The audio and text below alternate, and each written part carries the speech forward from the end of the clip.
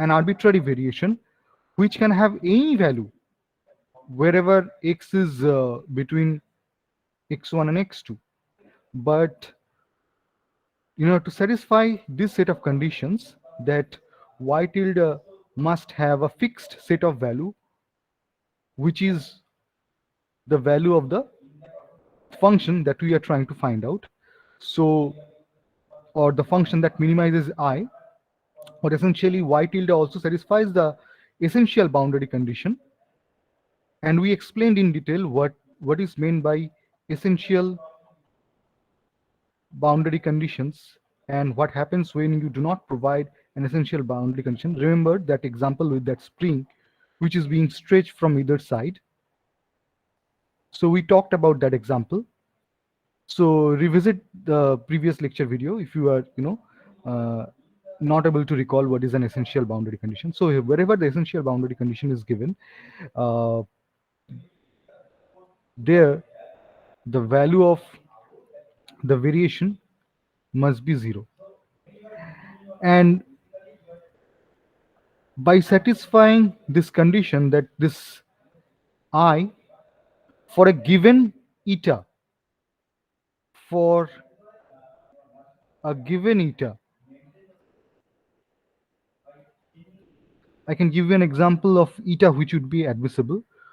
Say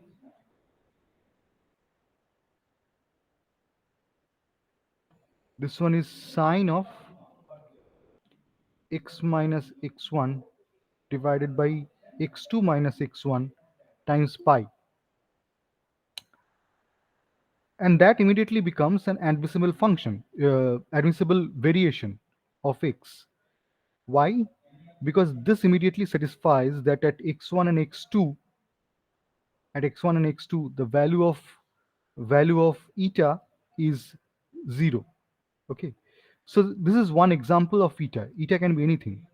For any given eta, say this functional, as we have assumed, it has a minimum value at epsilon equals 0,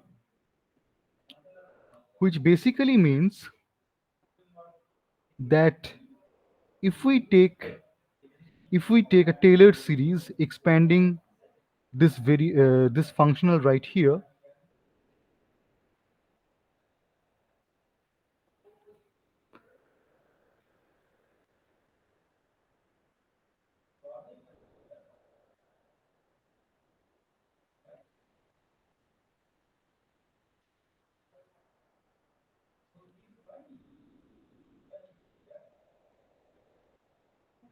so we did all of this in the last class. And integration and differentiation being linear set of operations, so we have I star, which is the minimum value of I, plus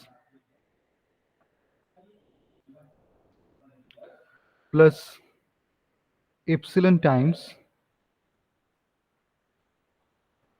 integration x1 x2 del f del y times eta del f del y prime times eta prime dx, and whatever term comes next is order epsilon squared. So there are two ways to look at it. First of all is for any given eta, del I del epsilon at epsilon equals 0 must be 0 in order for you to achieve the minima at epsilon equals 0, because when epsilon equals 0, y tilde is essentially y, and that, as we have assumed, minimizes I. Now, even if we do not go for this one, we can argue. So first of all, this one more line could be written. So this is I tilde plus epsilon times the so-called first variation of I. So this expression right here, this entire integration, definite integral, that's the first variation. And this first variation, as we can see, is is multiplied with epsilon. So this entire term is linear in epsilon. And as we tend to make epsilon smaller and smaller, as epsilon tends to zero, whether you approach it from the right or you approach it from the left, okay, so much small that epsilon squared terms are much smaller compared to the ones that are proportional to epsilon. So in that situation, okay, this is the most significant term. The the first term is the most this term right here is the most significant term after the minimum value or the minimum value. Now in such a situation where epsilon is so small, the term involving the first variation is the most significant term. Then in the vicinity of epsilon equals 0, you might expect this type of a variation, whether it is like a straight line, whether it is going from left to right or from right to left, but it cannot be decreasing from either side, like this curve right here. So when epsilon is the most significant term, as epsilon tends to 0, or epsilon is very close to 0, where this is the most significant term, epsilon times the first variation. Now this term being linear in epsilon, as you can see, if you are towards the right of epsilon, this term increases. So once you move from right to left, acha, imagine if the first variation is greater than 0, then when you try to move from higher value of epsilon to lower value, that is from right to left, there this particular term decreases. But if you approach from left to right, that is epsilon values goes from negative towards 0, this value actually increases. And if you take the reverse, that is this quantity is less than 0, then the reverse happens.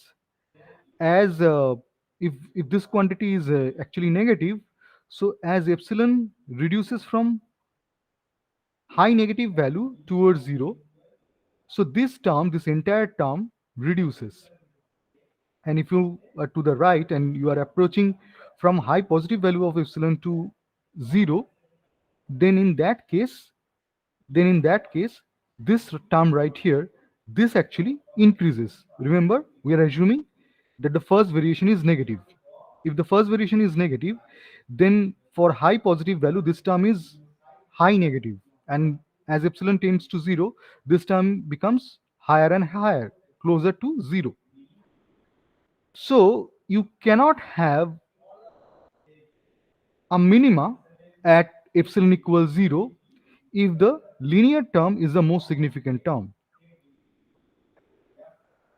And uh, and with that reasoning, one can say that the first variation of the functional must be 0, and that is true for any arbitrary eta from the set of all possible functions, of course satisfying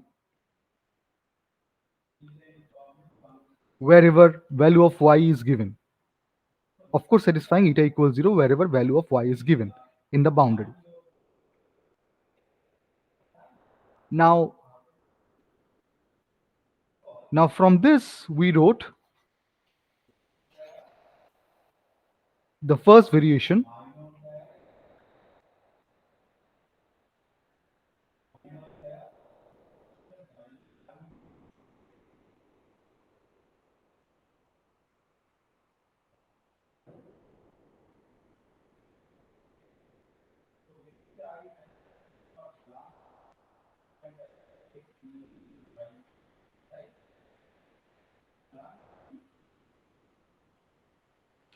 So integrating by parts, we have the following relation.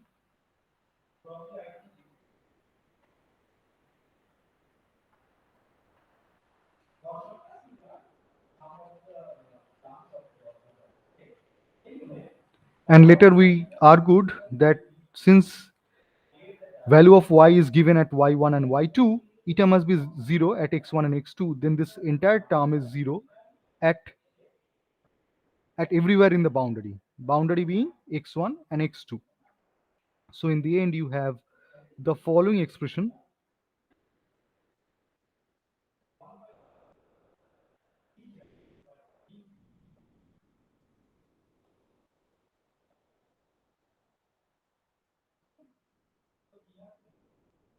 This whole thing times eta x dx, true for all variation, for an arbitrary variation satisfying this set of conditions. Now, since this relation is true for any arbitrary variation, any arbitrary function, you could be taking eta x as sine of x or some sort of cos of x, doesn't matter. This relation is always going to be 0, and since this is always 0, so later we argued that therefore the term which is in the brackets, that must be 0 everywhere.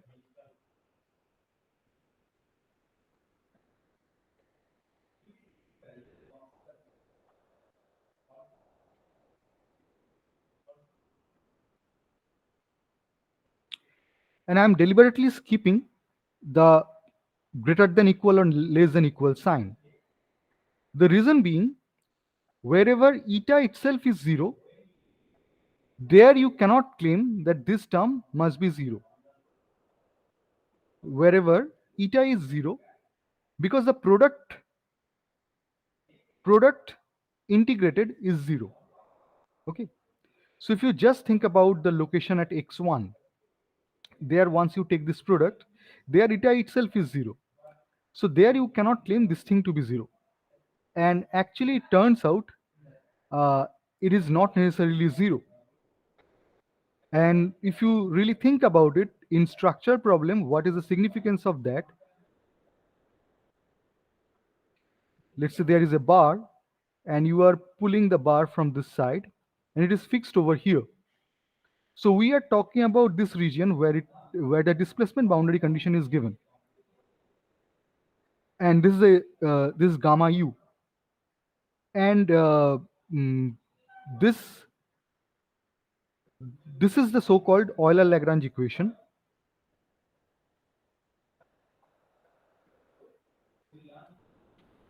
And the difference between the two terms is essentially the residual, and that residual eventually boils down to the reaction force that would be coming from the fixed side. So that term is not 0 wherever the value of displacement is given, wherever it is gamma u, wherever the essential boundary condition is given, that this equality doesn't hold. But everywhere else within the domain, the equality holds, and that actually becomes the governing differential equation for the variable. So how this becomes the governing differential equation for a given set of variable, that we would look into in a minute. But this gives you a differential equation in y, and by solving that differential equation, you can actually, and putting the boundary conditions that say y at x1 equals y1 and y at x2 equals y2, this set of boundary conditions, by putting these two boundary conditions and integrating this differential equation, you can actually have the solution for y. Okay, so up to this part we had discussed in the last class. Okay, and I hope no one has any problem with that discussion. If you have any other query, just let me know, or if you have any queries related to this, or if this part is clear to everyone, then also please let me know.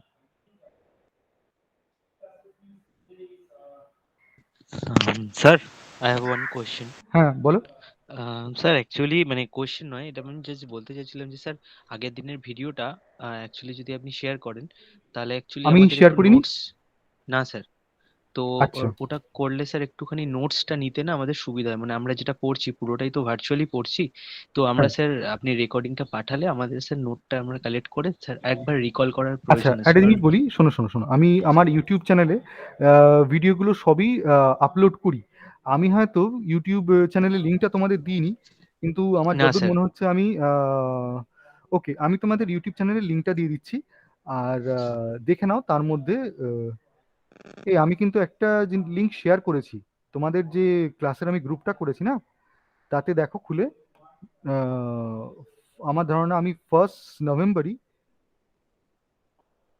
হ্যাঁ একটা, sir, আপনি পাঠিয়েছিলেন, কিন্তু ওরা এই গ্রুপে নেই। ওই আমি গুগল ক্লাসরুম যে অ্যাপটা রয়েছে, হ্যাঁ ওইখানে এই গ্রুপে ওরা নেই কেউ। আমরা মাত্র 2 জন না 3 জন আছি আমরা। আচ্ছা, কিন্তু আমি তো সবার ইমেল আইডি অ্যাড করেছিলাম। আহ, ইমেল আইডি তো স্যার আসেনি তো। স্যার ক্লাস কোড বা ক্লাস কোডটা পাঠিয়েছিলাম আমরা জয়েন করতে হ্যাঁ, পারি স্যার ক্লাস ওটা। কোডটা আমি বলে দিচ্ছি। ক্লাস কোডটা আমি কপি করে তোমাদের শেয়ার করে দিচ্ছি চ্যাটে। হ্যাঁ, স্যার স্যার অ্যাকচুয়ালি আমি লাস্ট ক্লাসে জয়েন করতে পারিনি, আমি আজকে আমি কোনো লিংক পাইনি। আমাকে আমার ব্যাচের একজন আমাকে জাস্ট এক্ষুনি নোটিফাই করলো যে ক্লাস হচ্ছিল। স্যার তোমার এক সেকেন্ড, স্বর্ণব, 1 মিনিট। চিরন্তন, তোমার কোন স্পেশালাইজেশন? আমার অটোমোবাইল স্যার। অটোমোবাইল, আচ্ছা, ওকে ওকে ওকে। হ্যাঁ স্বর্ণব, বলো। হ্যাঁ স্যার, বলছিলাম কি যে অ্যাকচুয়ালি আপনার যে এমনি লিঙ্কটার কথা বলছেন, মানে গ্রুপটার কথা, সেটাতে প্রথম কথা আমরা নেই।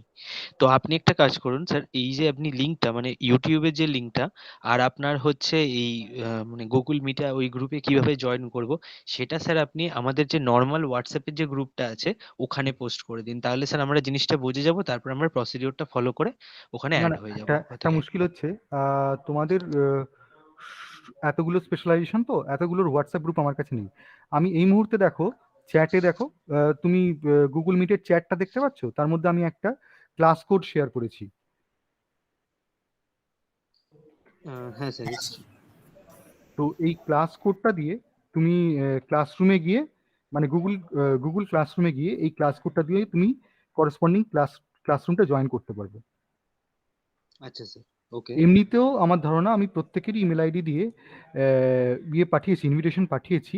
আম, স্যার আমার কাছে কিছু আসেনি, মানে আমার আচ্ছা আচ্ছা আচ্ছা আচ্ছা ইমেল আইডিটা মনে হয় অ্যাড করা ছিল না, কারণ প্রথম দিন আমি কোনো লিংক পাইনি। হ্যাঁ, সেম আচ্ছা, ইয়ার স্যার। ওকে ওকে। আচ্ছা, ইন দ্যাট কেস তোমরা এই ক্লাস কোডটা দিয়ে তো জয়েন করে যেতেই পারো। হ্যাঁ স্যার, একদম। ওকে স্যার, ক্লাস করতে জয়েন করবো স্যার। আর ইউটিউবের লিংক আমি আমাদের অ্যাপ্লাইড মেকানিক্স যে গ্রুপ আছে ওটা সেন্ড করে দিলাম স্যার আপনার। আর ক্লাসরুমের যে লিঙ্ক, যদি জয়েন করতে পারো, সেখানে অলরেডি আমি লিঙ্ক শেয়ার করেছি, দেখবে লেকচার ভিডিওজের লিঙ্ক শেয়ার করেছি। আমার মনে হয় সেখান থেকে পেয়ে যাবে তোমরা। ঠিক আছে স্যার, ওকে। ওকে, ওকে স্যার, ওকে আচ্ছা, স্যার। ওকে। তো আমি অ্যাজ ইউজুয়াল, মানে রেগুলারলি যেরকম ক্লাস হতে থাকবে আমাদের, আমি লেকচার ভিডিও শেয়ার করে দেবো।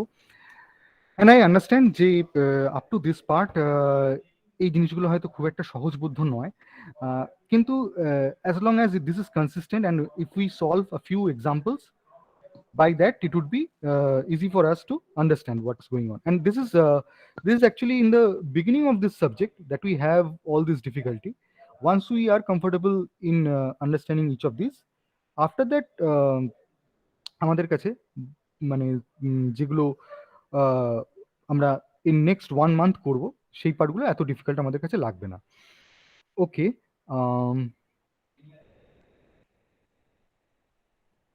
okay, so let's go back to the example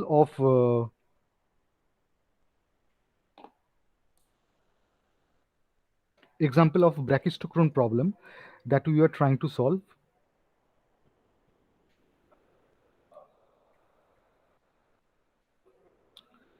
So this was the brachistochrone problem where a particle must slide down a frictionless chute going from P1 to P2, where the coordinates of P1 and P2 are known in the form of x1 y1 and x2 y2. And our for us, or for the sake of simplicity, we simply took x1 and y1 equals 0, and this is how we chose our coordinates x and y. And this is on a vertical plane, and this one is frictionless. But we are not we do not know the profile of the shoot, and actually this profile of the shoot or y as a function of x is what we are looking for while trying to minimize the time taken for the particle to go from P1 to P2. And as it turns out, we use this analysis that if it falls down by a height of y, then when released from rest,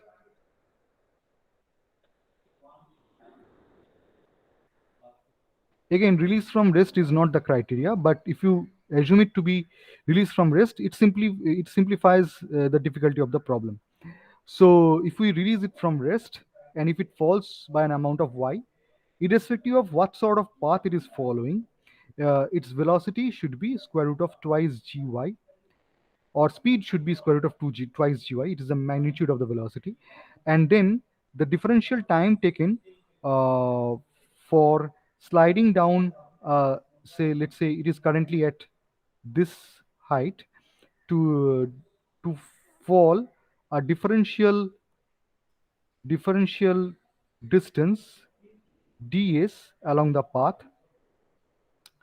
it would take a differential time dt equals ds divided by v. And since we can split the distance traveled ds into two parts, one being dx, the other being dy, and therefore we can write this to be square root of 1 plus y prime squared dx divided by square root of twice gy, and this is what we are trying to minimize going from x1 to x2.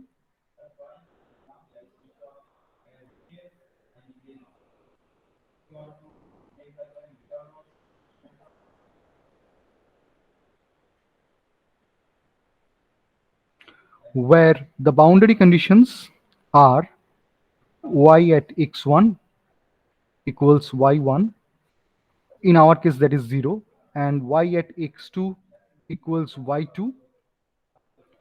Okay, so if you look at this example, here we are trying to minimize t with respect to y and y prime, and this is a so-called functional.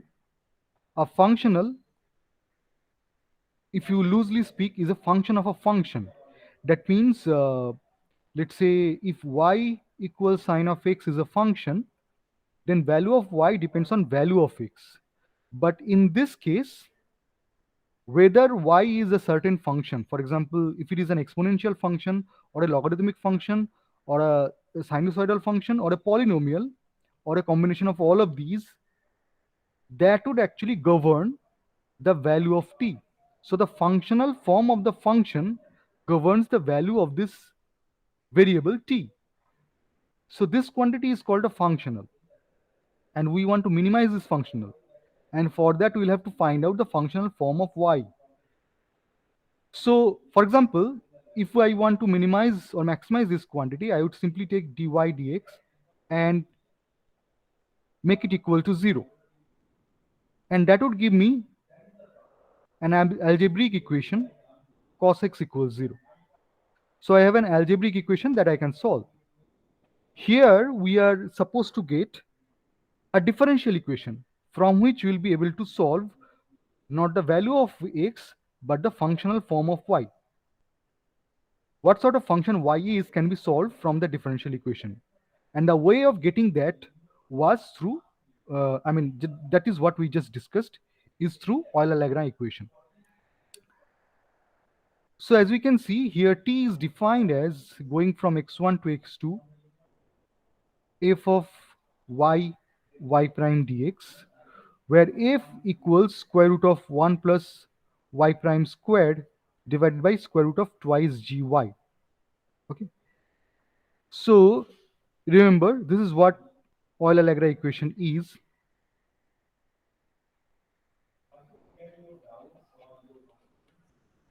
Okay, so can you take the partial derivative of this function with respect to y? What do you get if you take the partial derivative with respect to y?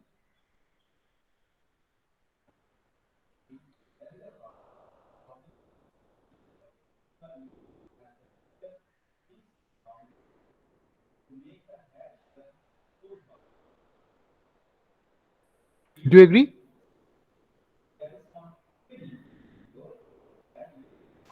Yes, sir. Okay. Now what happens if you take the partial derivative with respect to y prime?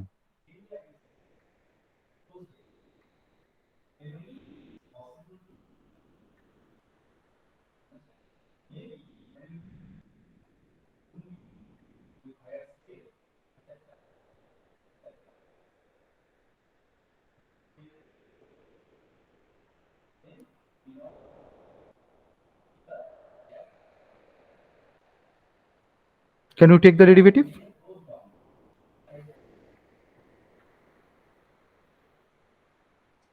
Sir 1/2 পুরোটাকে calculate করে নাও, করে দেখো 1/2 থাকে কিনা।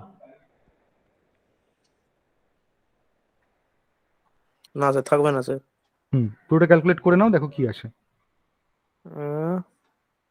2 টাকা 1 plus Y ড্যাশের square উপরে ওয়াই ড্যাশ। ঠিক আছে। এই অবধি আসছে, তাই তো? বাট দ্য হ্যাঁ থিং হ্যাঁ is we are suppose to take the total derivative of this partial derivative, and by total derivative I mean total derivative. That means everything needs to be taken derivative of, be it y prime, apart from g because it's the gravitational acceleration due to gravity, and we are assuming we are sufficiently close to the earth's surface, so it's a constant. Now if I take derivative with respect to x,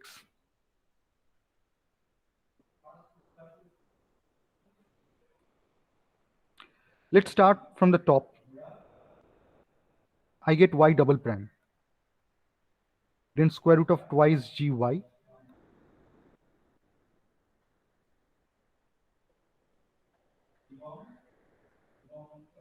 What would be the next term?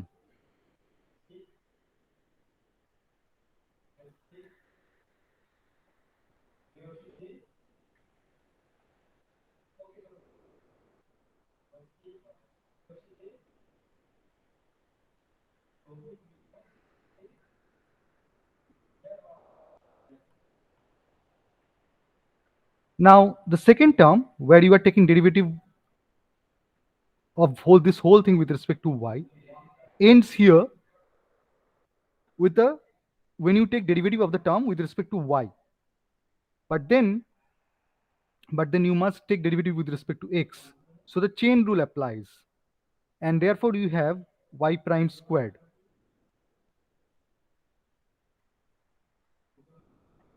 Okay, can you see how that is happening? Sir প্রশ্ন করবো একটা। হ্যাঁ বলো। Sir যখন Y ড্যাশের রেসপেক্টে করলেন ওপরেরটা তো হলো, কিন্তু তলাতেও তো একটা ওয়াই ড্যাশের স্কোয়ার ছিল। No, no. Here at first I just took the partial derivative.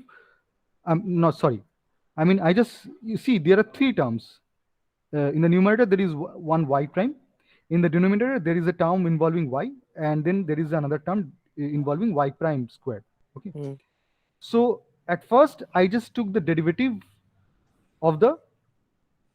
So you see, you can write this term as u times v. F equals, or del f del y prime equals u times v, right? Where u I can assume it to be simply y prime, and v I can assume it to be 1 by square root of twice gy and square root of 1 plus y prime squared. Hmm So at first I just did, second ভিটাকে constant রেখে u এর yeah, derivative. so if I do ddx of uv, there is u prime v, so I just did u prime v. So whatever was in v, I just kept it as it is, and then I'm taking derivative with of v. Then I'm taking u, but then I'm assuming v as w times z. Okay. Hmm So this part is like w, and this part is like z. So that's what I'm doing now. Okay. Hmm Achha, what about the third term?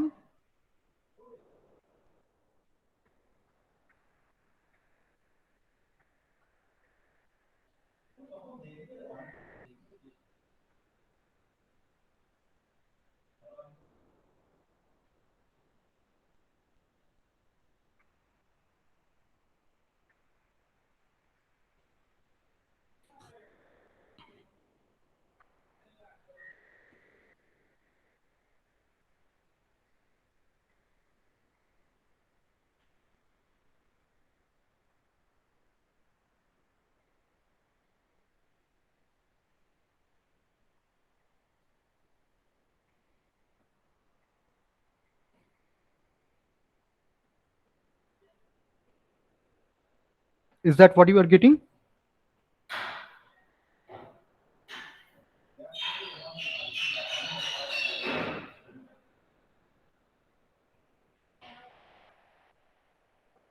হ্যাঁ sir এটাই আসছে। Okay. So now let's call it, see, this equation could also be written as this, right? And let's say this is your left hand side and this one is your so-called right hand side. Okay, now equate the left hand side and the right hand side and get rid of square root of 2g and 1 plus, you see this, the highest power of 1 plus y prime squared from the denominator, and see what expression do you get.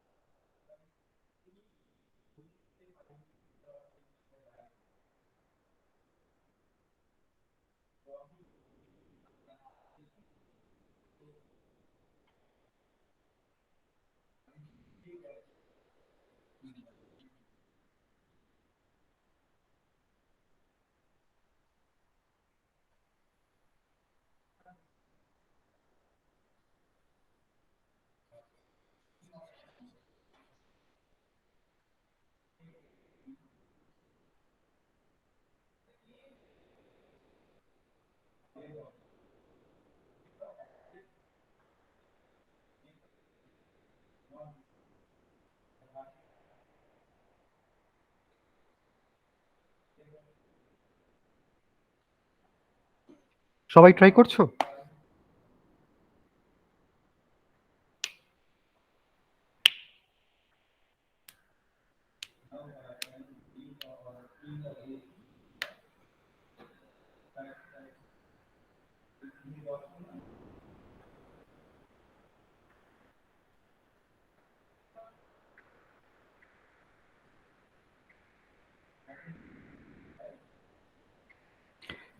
তোমাদের মধ্যে laser থেকে কেউ নেই, তাই তো?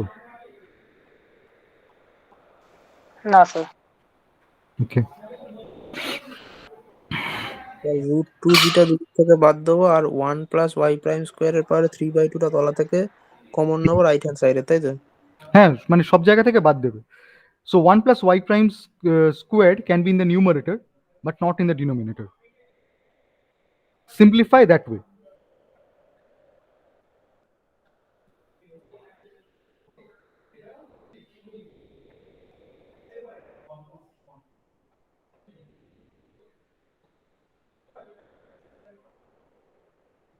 দেখো তো এই এক্সপ্রেশনটা পাচ্ছ কিনা।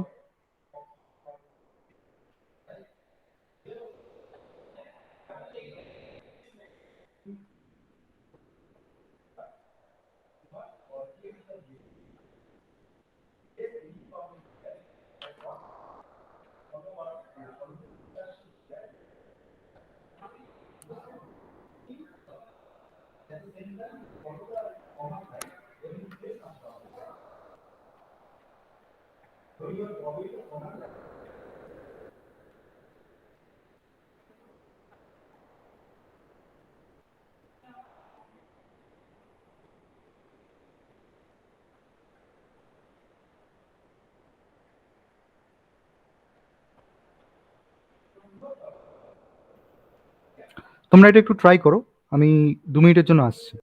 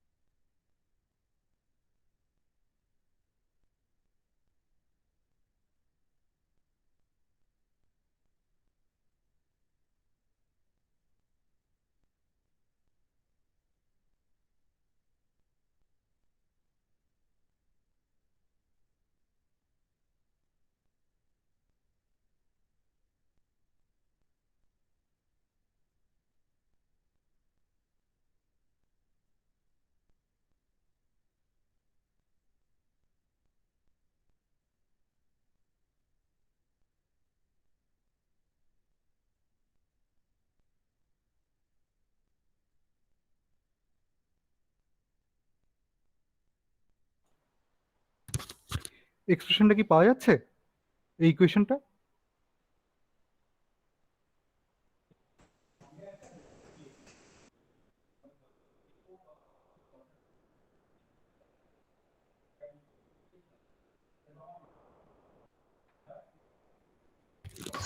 ক্যালকুলেশনে মনে হয় কোনো মিস্টেক হচ্ছে স্যার, আসছে না আর কি। আচ্ছা, প্লাস মাইনাস হচ্ছে বা কিছু হচ্ছে, এরকম কিছু অসুবিধা হচ্ছে মানে? হ্যাঁ হ্যাঁ হ্যাঁ, সাইন কনভেনশনের প্রবলেম হচ্ছে। আচ্ছা ঠিক আছে, আমরা একটু দেখি তাহলে কি আসছে। ওকে, so if I get rid of 1 plus y prime square to the power 3 by 2 from either side, so on the left hand side we would get minus half, and actually we also want to get rid of minus half, but for the time being let there be minus half. We also got rid of twice g, and actually if you really think about it, twice g, square root of twice g has been the same everywhere, so we can totally ignore that. So in the numerator you have 1 plus y prime squared whole square, because 3 by 2 and half, right? And if we also get rid of y to the power 3 by 2. So then in the right hand side we have y double prime times y times 1 plus y prime squared. Okay, because this is to the power half and this to the power 3 by 2, so we'd get squared, then minus half y prime squared, then again we would get rid of y to the power 3 by 2 square root of twice g, and again we would get rid of this quantity, so 1 plus y prime squared. And the next thing is minus, we would get rid of this and the highest power of y as well, so we have y prime, y double prime, and y. Okay, now if we get rid of the half,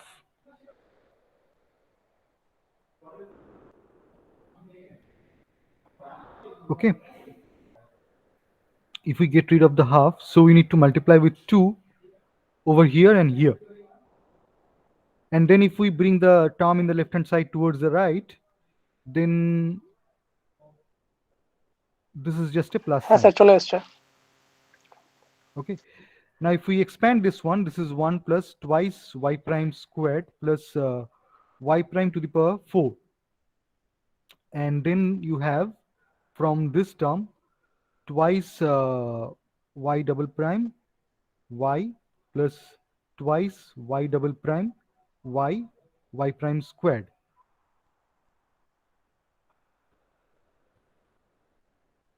And here you have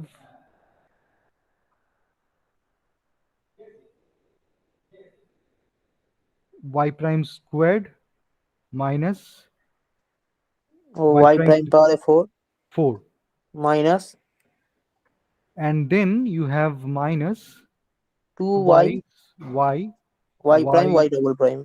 y prime y double prime. Acha.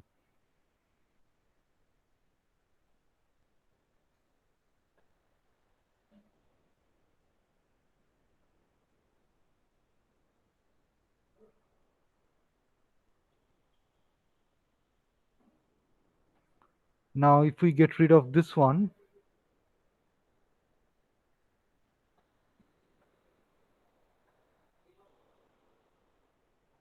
then these are the three terms that we are looking for. And what mistake have I made here? Okay,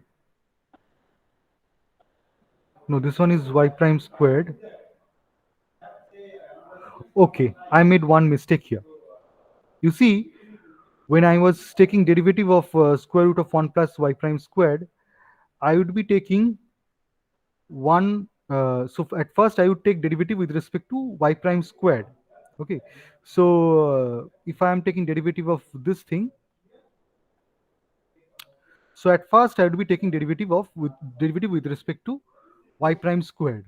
So it is 1 plus y prime squared to the power half, so it is minus half 1 by 1 plus y prime squared to the power 3 by 2. Then I would be taking, using chain rule, to take derivative of y prime squared with respect to y prime, so multiply twice y prime, and then be taking derivative of y prime with respect to x, so y double prime. So this, there also you have y prime squared, and that actually would ensure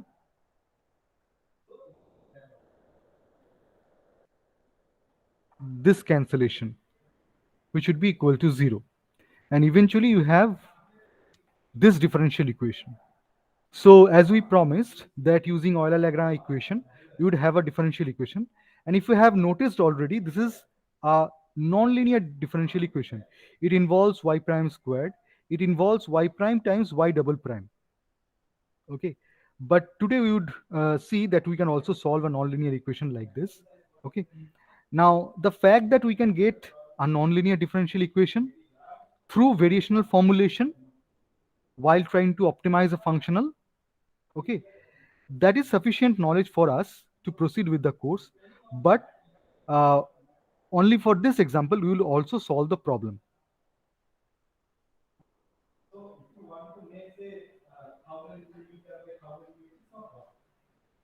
Okay, so let's just cancel everything else and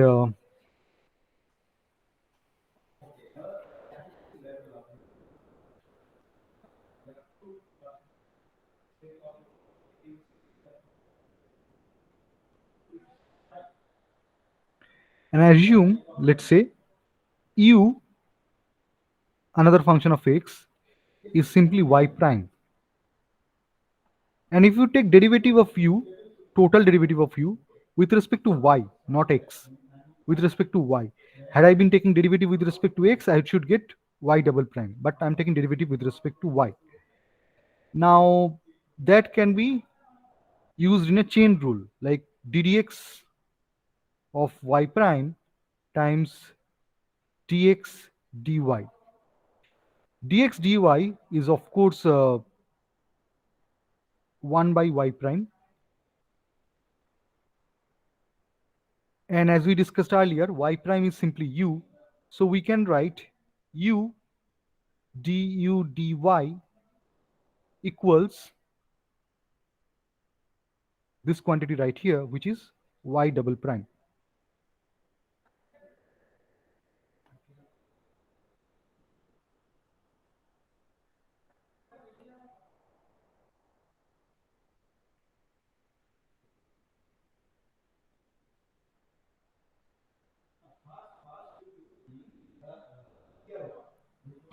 Okay, and now if we substitute this expression over here, substitute for y double prime, then we have twice u, because y prime is u, times u times du dy plus 1 plus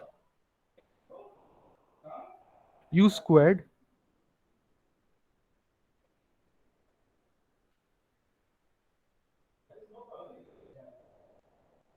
equals 0.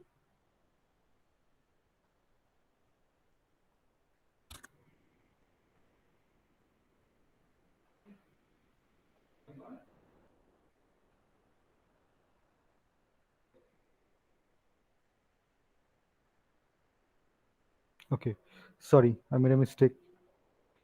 So this should be y double prime. So this is y simply.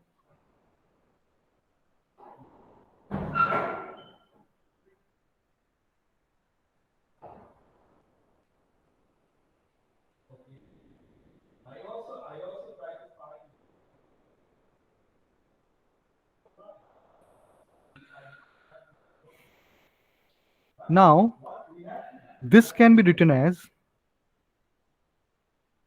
twice u du divided by 1 plus u squared equals minus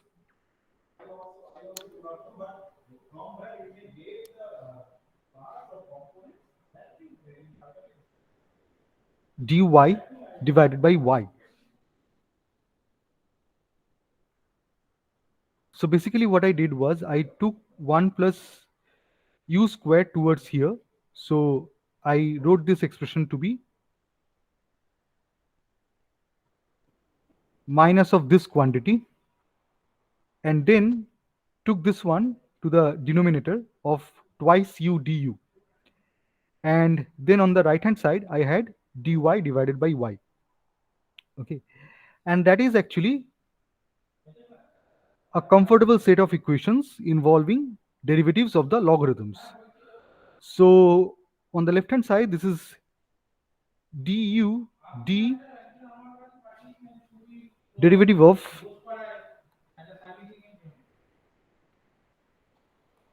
one plus u squared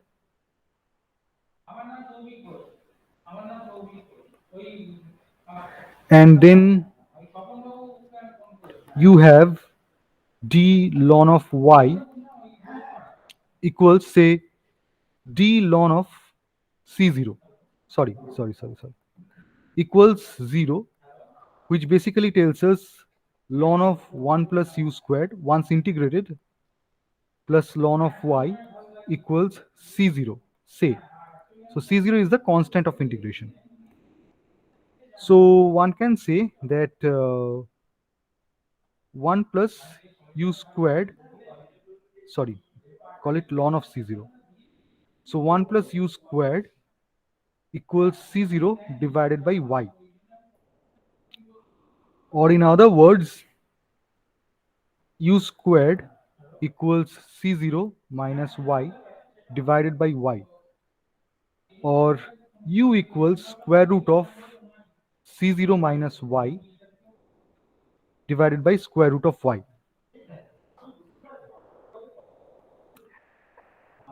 And that is just, if you recall, dy dx. So from that, we can write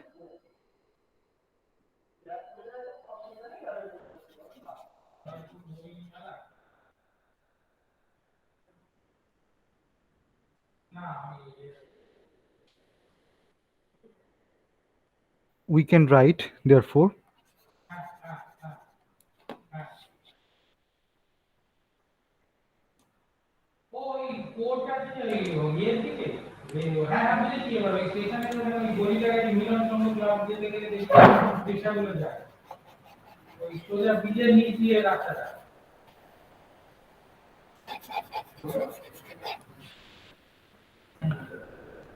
we can write dx dy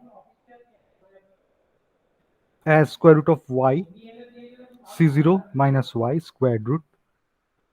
So again, therefore dx equals integration this thing dy. Now limits on x are from x1 to x2 and limits on y are from y1 to y2.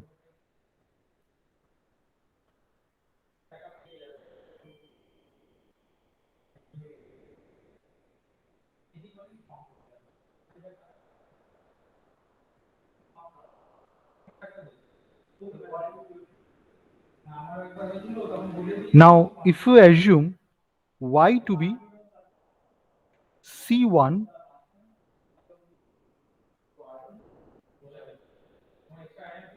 sine squared tau divided by 2,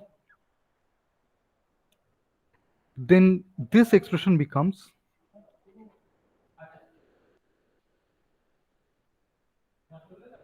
actually we can for the time being drop the limits on x and y and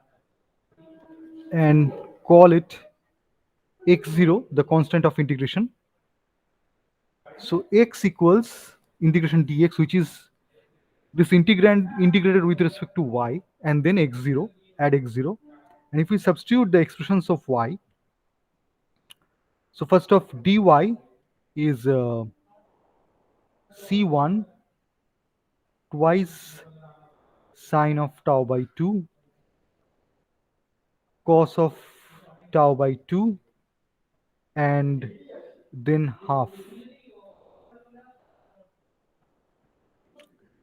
and then y is square root of sorry, let's call it c0, sorry, not c1 but c0.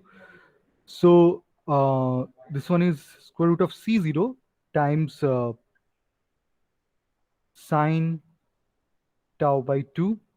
Here you have square root of c0 and 1 minus sine squared is cos, so cos tau by 2, and then you have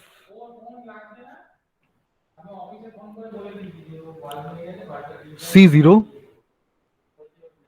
sine tau by 2 cos tau by 2 d tau plus x0. So the c0s cancel out, and so does the cos tau by 2. So now you are integrating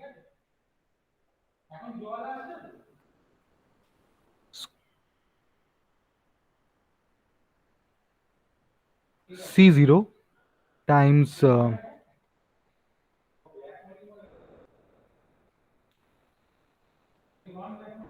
sine square tau by 2 d tau. Now sine square tau by 2 is essentially 1 minus cos tau divided by 2. So in the end, by substituting that expression over here, you have x equals x0 plus c0 times tau by 2 plus sine tau by 2.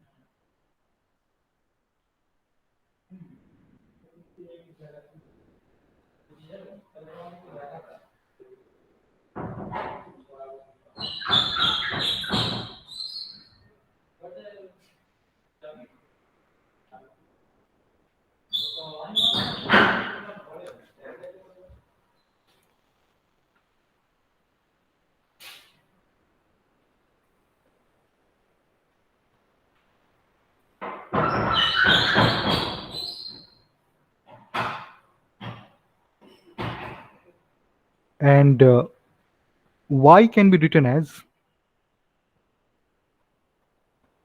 it is c0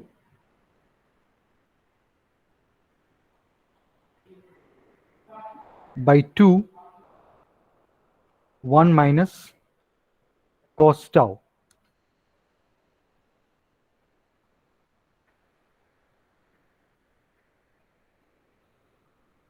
Okay. So from this expression,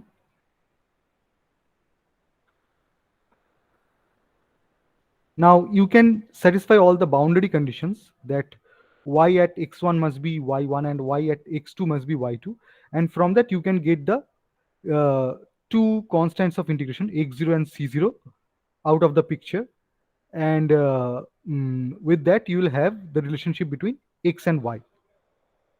But if you look at this carefully, so y is a sinusoidal function in t or tau, and x is also a sinusoidal function. So if y is a cosine function, x is a sine function. I'm neglecting the constant term here, but which can be simply adjusted by shifting the origin. You can shift the origin to get rid of this constant terms like this x0 and this c0 by 2 terms. But what you cannot get rid of by shifting the origin is the dependence on tau, and which for y is a cosine function and for x is a sine function plus a linear function. Now this type of curves are called cycloids. And if you recall drawing cycloid in your engineering drawing, let me tell you how to generate a cycloid. So imagine there is a straight line path, horizontal straight line path, on which this circle or this cylinder is supposed to roll. And if I take this point,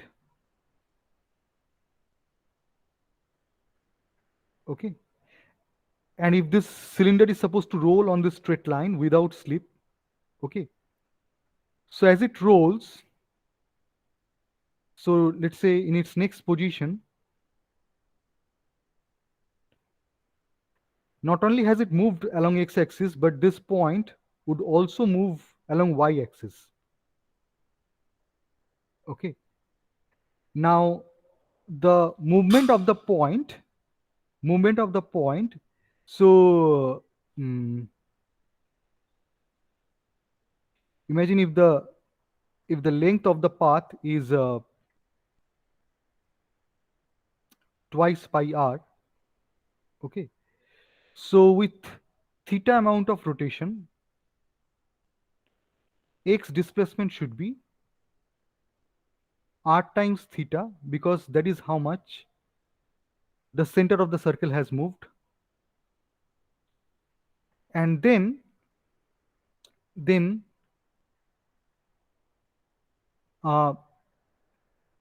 sine function, okay, then a sine function should also add, because in relative to the center, the x coordinate has also rotated. Earlier the x coordinate was aligned with the center, now it has shifted. Okay, so you can say it is also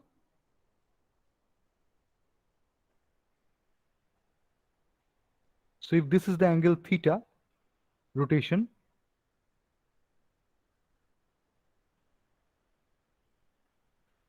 so this much is r sine theta.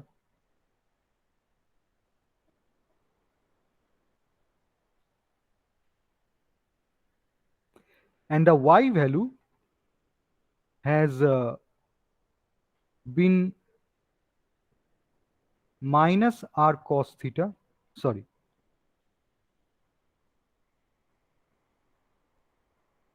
this one is a sine theta and this is the cos theta.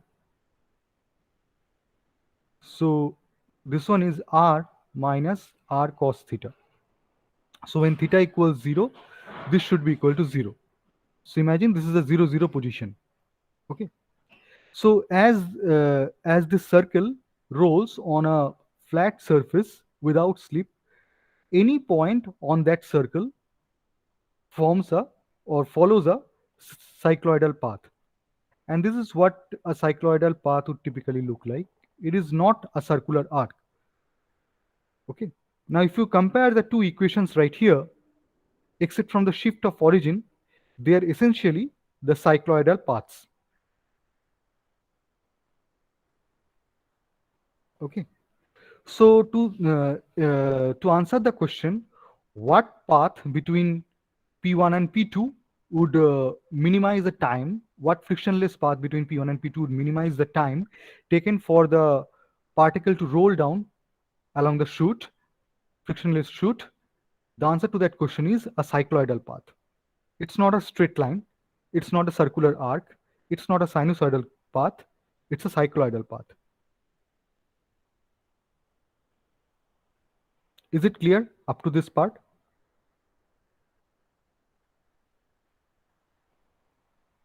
সাইক্লয়েডের ব্যাপারটা মনে আছে সবার? হ্যাঁ sir মনে আছে। Sir আরেকবার explain করলে ভালো হয়। কোন জায়গাটা বলো? আপনি যে সাইক্লয়েডের ব্যাপারটা বললেন। সাইক্লয়েডের ব্যাপারটা বোঝার দরকার নেই, কিন্তু সাইক্লয়েডের ইকুয়েশনটা এইটা আসে। ওকে, আমরা যে পাথটা পাচ্ছি, ইন্টিগ্রেশন আমরা যেটা করলাম, that final expression of x and y for the brachistochrone problem, সেটা বোঝা যাচ্ছে তো যে that x would be c0 times tau by 2 plus so and y should be c0 divided by 2 and so. এটা বোঝা যাচ্ছে তো? হ্যাঁ স্যার, বুঝতে পেরেছি, বাট ম্যাথমেটিক্যাল ইকুয়েশনসটা স্যার আরেকবার হাতে করলে ভালো হবে স্যার। হ্যাঁ, ঠিক আছে, সেটা একবার হাতে করো। But yeah, so the idea here is that x and y are not simply sinusoidal function, and x and y are not simply a part of a circle. They would have been a part of a circle if x didn't have that linear term c0 times tau by 2 in that. Because of that, it becomes a cycloid.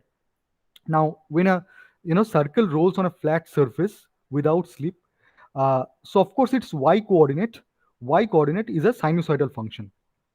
Okay, except for the shift of origin. For example, if you see, y is r minus r cos theta, but its x coordinate, not only is it a sinusoidal function, but since the origin also shifts horizontally, অরিজিনটা যেহেতু মানে সার্কেলের সেন্টারটা যেহেতু horizontally shift করছে, so the x coordinate of the point on the circle, that has also a linear part r theta.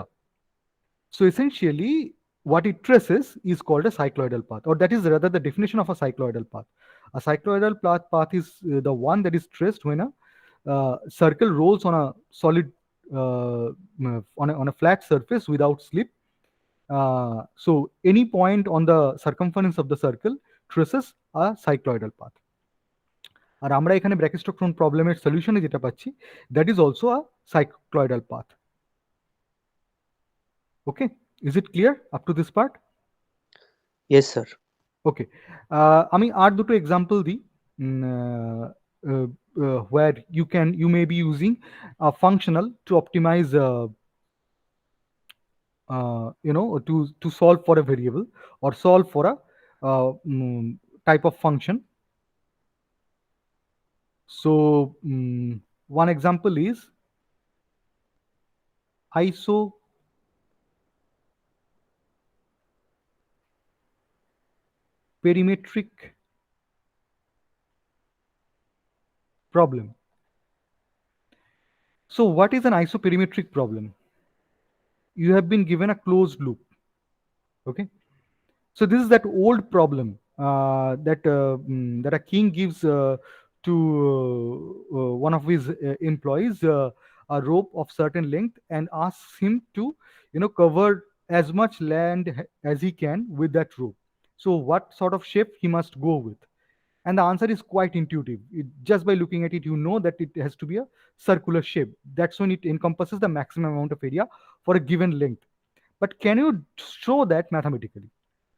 That's the idea. So the length of the area, length of the perimeter, length of the perimeter is a constant. So this is a given constant. This cannot change, but you need to maximize the area. Okay. Now, if you take the x and the y coordinates, and if you take a differential area element, so the total area is essentially integration dA. And any area integral, as you know, can be used with Gauss divergence theorem, okay, to show it to be a path integral. Okay. Now, how do I show this to be a path integral? So I need to first understand that what's in here. So it is 1 times dA, and 1 can be written as half plus half, or in other word, del x plus del y,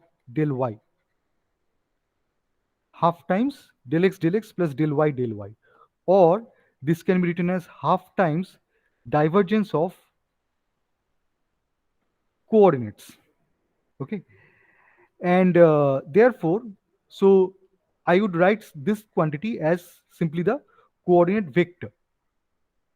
So this is the coordinate vector times the dot product of the normal vector. So I would be taking any differential ds element. Can you imagine? Okay. Differential element ds, and think of an outward normal to that. Okay.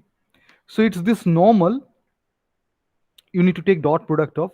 So earlier, which was an area integral, now you are only integrating along the boundary. And Gauss divergence theorem allows us to, formulate. Uh, so it is half times x dot n ds. Okay. So this can be written as half times integration. Again, ds, as you know, can be written as square root of 1 plus y prime squared times dx. So again, I can run this integration over x, where it goes from x1 to x2, where both the values x1 and x2 are the same. But please try to understand that I am doing this cyclic integral right here. Or maybe I would like to go with this integration, 0 to s x prime squared plus y prime squared times ds, where no,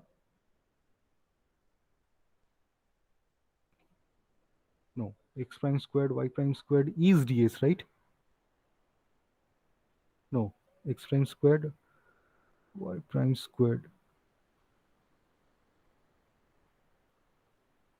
x prime squared plus y prime squared would be 1, right? Where if I define x prime as dx ds, then x prime squared plus y prime squared would be dx squared plus dy squared divided by ds squared, which is 1.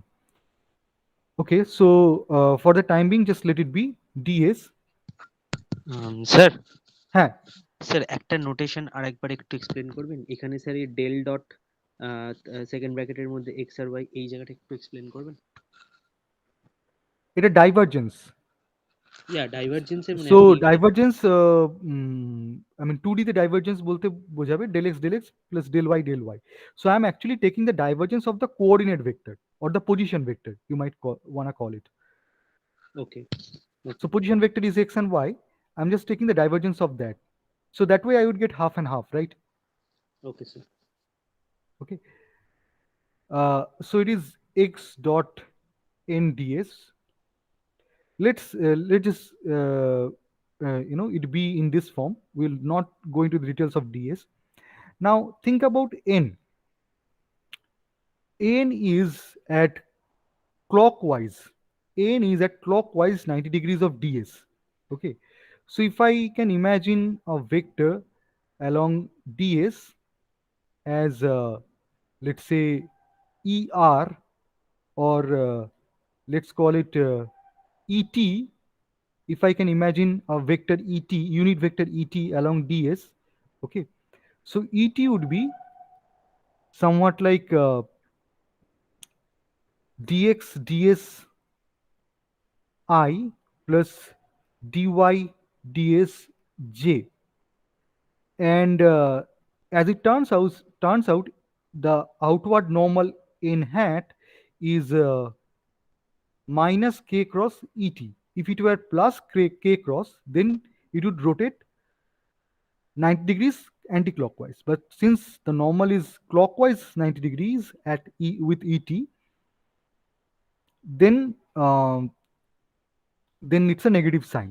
Now if I do k cross minus k cross, so I have ki j, but then with a negative sign. So it is dx ds j and kj minus I, but with a negative sign, so plus. So dy ds I. And at this point, we would define any derivative with respect to s as prime. So it is like y prime I minus x prime j. So this thing is half of 0 to s y prime minus x prime ds. Okay. So this is what you want to minimize with respect to your x, y, x prime, y prime. Okay. So this is what you want to minimize. But then you have a constraint equation. And the constraint equation is also a definite integral. And that constraint equation is integration ds minus L equals 0. Okay. So this one is a constrained optimization problem.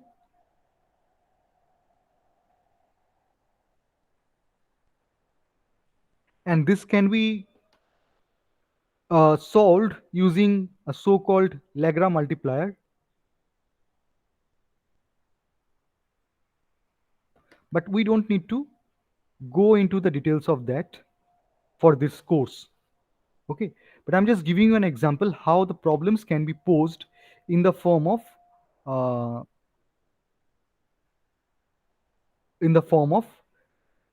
functionals. Okay. Now there is another problem called the geodesic problem. If you are interested, you can go through the details of that from over the internet or from earlier in our class we mentioned this particular website hyphem.com, from which you can find Professor Chandrasekhar Jog's class note. So there you would find about the details of this problem as well. So you can go through the details of these two problems if you are interested. But the idea is there are a lot of problems which can be given in functional form, or where or in a as an optimization problem. The problem can be posed as an optimization problem.